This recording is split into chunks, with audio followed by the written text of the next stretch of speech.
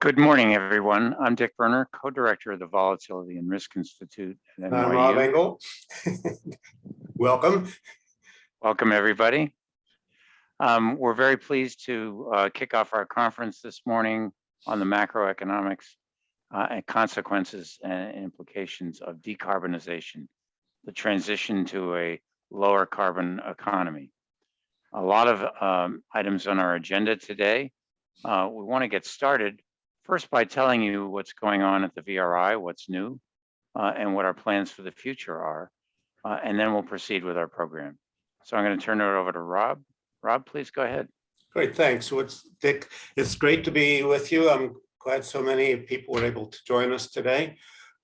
We have a lot of things to talk about, and I want to start by telling you what's new at the VRI. And actually, there are really kind of two aspects to this. I'm going to show you a little bit about the current events that we see when we look at VLab, and then I'll show you some of the research and how it's been implemented in VLab, including display, which we just have this morning for the first time. So here's my screen.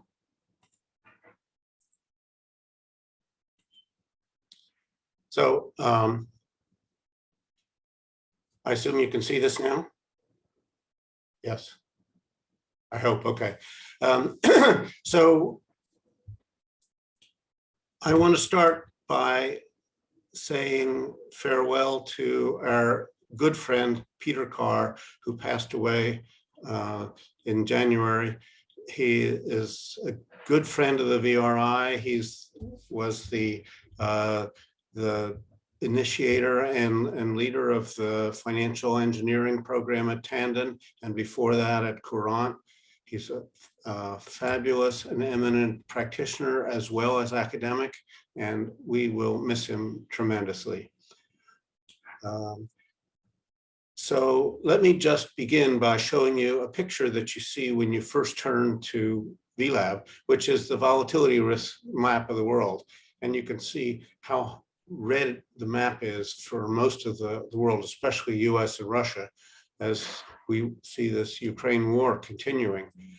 If you look at this button up here and you slide it to the left, you can see what this looked like before. And if we go back a month, it's still red. But what's actually different is that all of Europe here, every country in Europe seems to be having high equity volatilities. This is not very surprising, but it does tell you that the Ukrainian conflict is a global phenomenon and is part of what we think of as geopolitical risk that we want to pay attention to at the VRI. If you look at the volatility today, again, you don't see a big surprise. You look at the country with the highest volatility, it's Russia. The currency with the highest volatility, it's the ruble. And then you look at commodities, the highest volatilities are nickel and natural gas. And I'm not sure whether palladium comes from Ukraine or not, but these are materials that are involved in being impacted by this conflict. So we're seeing this in asset prices already. If you look at the financial sector, one of the things we see is that our measure of S risk, which is a measure of the undercapitalization of the financial sector, and I'm just looking at the US here, had a big peak in early 2020 when the pandemic was at its early and most severe stage. But it's really come down substantially since then. And if you try to translate that into the probability of having another financial crisis, this was peaked in our model at about 80%, but now it's down to about 20%. So that the financial sector has really recovered pretty nicely from the ravages of the early pandemic. However, this is not so obvious in China. If you look at China, you'll see this rising debt picture, but it has a couple wiggles at the end, but it's still rising. And this is an issue which we hear about a lot with the property owners, but also just the state-owned enterprises, and the total amount of debt that that is in the Chinese economy makes financial institutions undercapitalized. When we look at the geopolitical volatility, we have a measure which we call COVOL, which is common volatility. And I'm showing you here the global common volatility plot, which is a measure of, are there shocks to assets that are common to all assets and asset classes and countries at the same time? How do you measure that? Well, we have a new econometric technique to do that. And what I'm showing you here is kind of what we see. So we see that this was a really big shock again, during the pandemic. And then when you look at the end, you see a somewhat smaller shock that occurred during this Ukrainian war, but that it actually has come down quite a lot, which is perhaps surprising, except when you realize that this conflict has been going on, and it's not like every day is surprisingly worse than the day before. It's just the volatility is high. When we look at the climate research, one of the things we do is we follow a lot of publicly available funds to see how they're performing. And we have, in fact, 170 funds, which are different flavors of sustainable funds. And one of the questions, of course, is how do you decide where to invest your money? And so here we have, for example, the 1-year return and volatility, Sharpe ratio, and the CAPM alpha. So these are sorted by Sharpe ratio, and you see, well, some of them have quite nice Sharpe ratios, but this is just the top 10 out of 170. When you look really overall, Sharpe ratios are typically negative for most of these funds. The alphas also look quite nice here, except that they're not actually significant in a 1-year regression. They might be significant in a longer regression. We could look at that if we wanted to. But the question of how do you decide, not only based on performance, but also on whether they are actually greenwashing or actually green funds, is one of the research questions we're looking at here. So I want to show you a little bit how we're attacking that problem. We want to construct what we call climate hedge portfolios, which are portfolios that are long assets that will appreciate in a bad climate scenario, and short assets which will go down in value in a bad climate scenario. Since it's a risk-reducing portfolio, it's not surprising that it would have typically a negative alpha, except when there is news that the climate is getting worse. One of the portfolios that we use a lot is Litterman's stranded asset portfolio, which is basically long the broad market index, the SPDR, and short an ETF on coal and an ETF on energy sector as a whole. This is designed to profit from collapse of the fossil fuel sector and the stranded assets that are associated with that collapse. However, there are a lot of other things that are important in climate risk. And so we have constructed a second factor, climate factor, which we call a climate efficient factor mimicking portfolio. And this is a portfolio of these funds that I just showed you. We take the 170 funds and we say, can we put these into a portfolio, which is a climate hedge portfolio? We'd like this portfolio to be long only on these funds. We'd like it to have minimum variance and maximum correlation with the climate news after we're controlling for standard financial risks, and after we're controlling for what happens to the stranded asset portfolio and to the price of oil. So we have to choose a minimum portfolio which is responsive to both of these criteria, and we use out of sample backtesting to pick to tune these parameters for this model. So this requires a covariance matrix, and we use a new state-of-the-art shrinkage method. It uses the betas from a rolling regression to tell you which ones are currently most sensitive to climate news, and forms portfolio weights, which we fix for a month at a time. And then we let the portfolio go. So as of this morning, when you look at a page, the climate page in VLab, you can see the performance of several benchmarks. This is 5 benchmarks we're looking at here. The climate efficient factor mimicking portfolio and the stranded asset portfolio are the 2 I just have been talking about. One has a positive Sharpe ratio, the other has a negative Sharpe ratio at the moment. The stranded asset portfolio is doing quite badly because the energy sector is not only not collapsing, it's booming. And so that's the beginning. So if you now click on the climate benchmark page, one of the things you see is a correlation matrix among these 5 benchmarks. The second thing you'll see is a plot of these 5 benchmarks over different horizons. And what you see is that for a long period of time, these benchmarks all kind of move together, but now the stranded asset portfolio has moved, well, for a while moved up during the 2020 and 2021, and now has been collapsing, whereas the CEP portfolio has outperformed. We also see the risk of each of these portfolios, the volatility of them. And finally, very interesting, we see what is in the CEP, the efficient factor mimicking portfolio today. And as of November, it had 4 funds in it with these particular weights.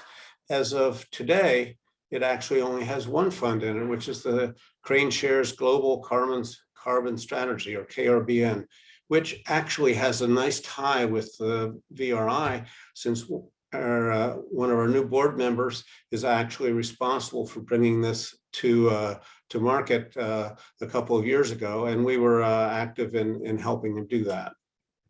So now if we go back to this page, there are 2 more columns here, and you'll see there the beta on the stranded assets and the beta on the CEP, and some of these funds are significantly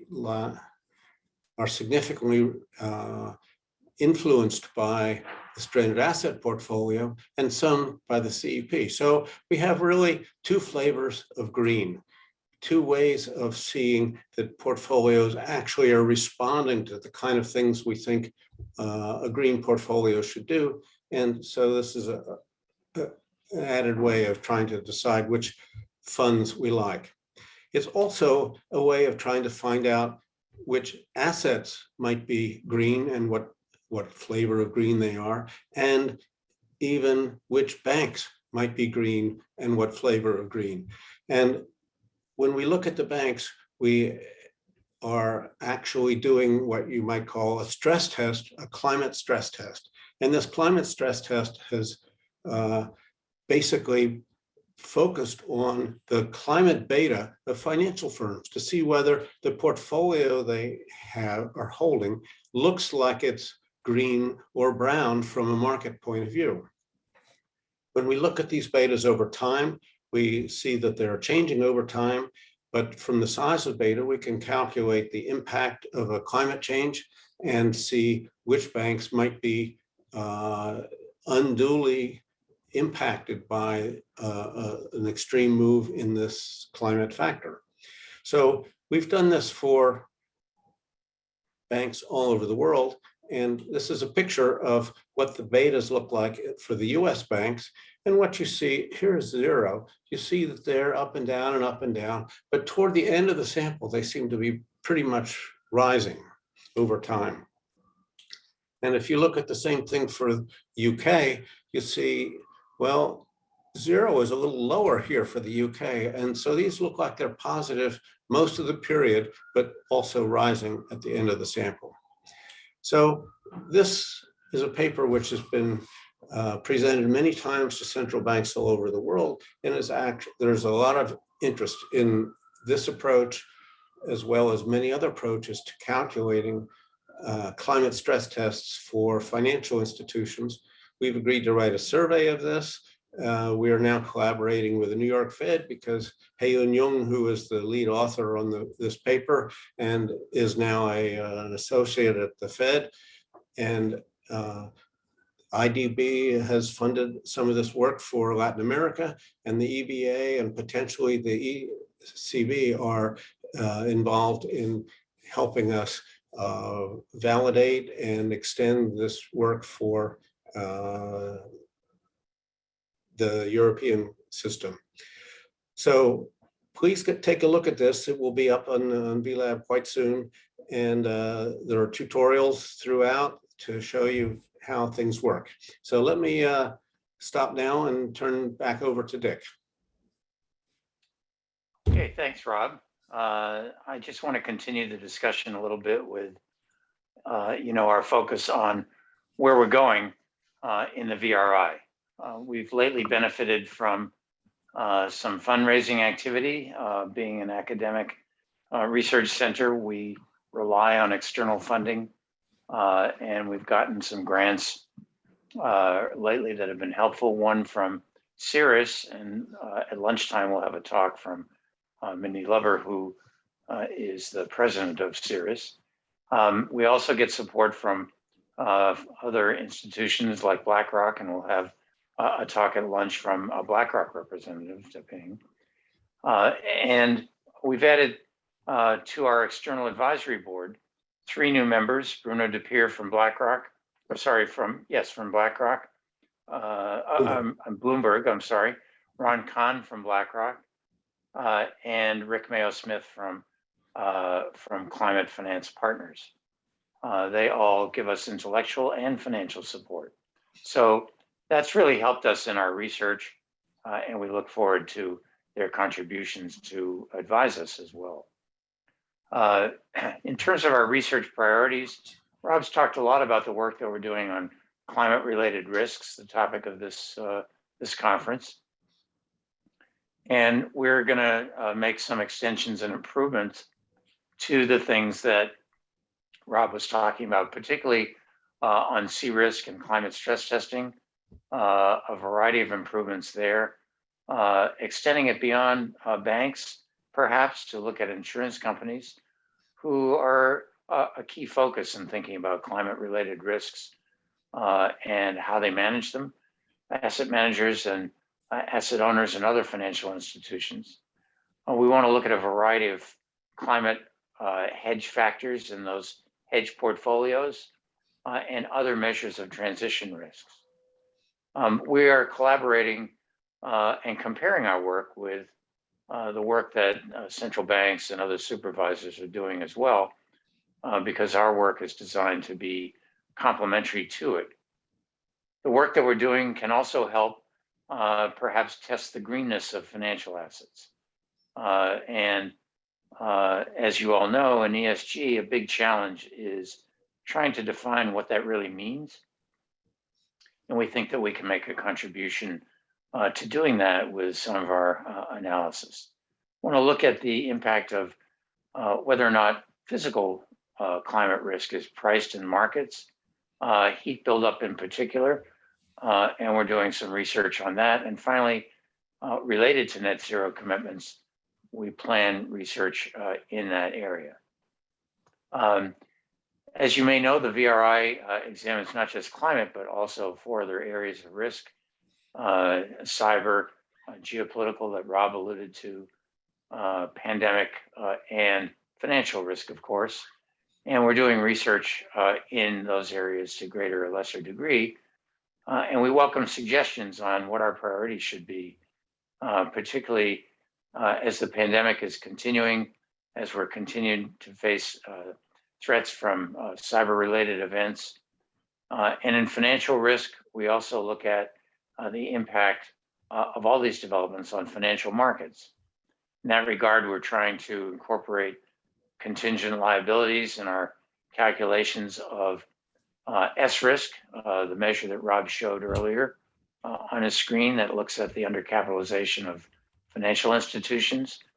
We want to do more work on liquidity analysis.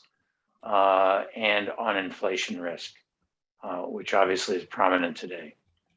We take our work to the classroom, and I and others like Johannes Strobel, Viral Acharya, we are teaching classes on risk management, climate finance, credit risk, and look at the interplay among some of these risks. So, and Rob is doing some work with the Scripps Institute of Oceanography and a climate initiative of the system, the University of California system. So all those things are work that's ongoing and in the future, and we welcome your comments and suggestions for our research and our engagement.